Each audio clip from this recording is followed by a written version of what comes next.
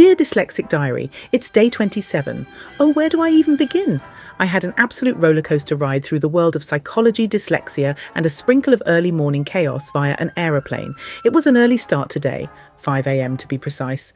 Yes, my alarm blared like a banshee in the morning, and I leapt from my bed like a startled gazelle. Who knew getting out of bed could require Olympic-level athleticism? So I'm off to a destination I can't share just yet. You know, the classic mysterious vibe that every aspiring influencer must cultivate. I'd tell you, but I'd have to summon my inner James Bond, and darling, I left my tuxedo at home. So I packed my bags, more like threw clothes in haphazardly, because who has time for organisation when the world is waiting for your genius to shine?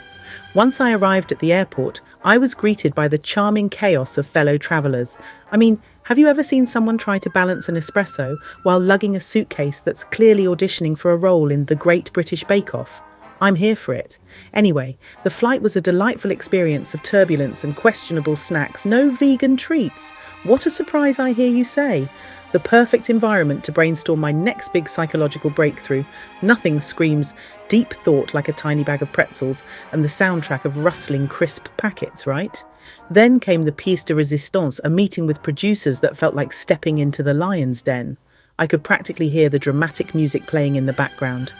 As I sat there, nervously pretending to take notes while actually doodling stick figures, I thought, this is it, my chance to dazzle them with my psychological prowess. Spoiler alert, I may have accidentally suggested a reality show about narcissistic behaviours. Genius? Maybe. Sensible? Not so much.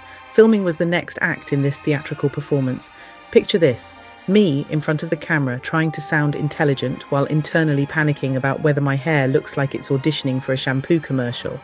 Between takes, I practiced my serious psychologist face, which, let's be honest, looks more like I'm trying to decipher a particularly tricky crossword puzzle.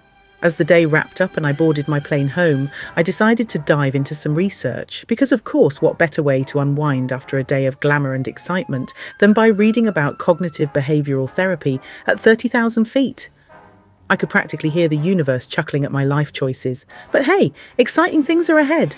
I can feel it in my bones. Probably because I tripped over my suitcase on the way to the boarding gate, but let's not get bogged down in details. So here I am, a dyslexic aspiring psychologist with a heart full of dreams and a head full of tangled thoughts, ready to take on the world one early morning at a time. Cheers to the chaos, the journey ahead. Until next time, my dear diary, yours in caffeinated enthusiasm.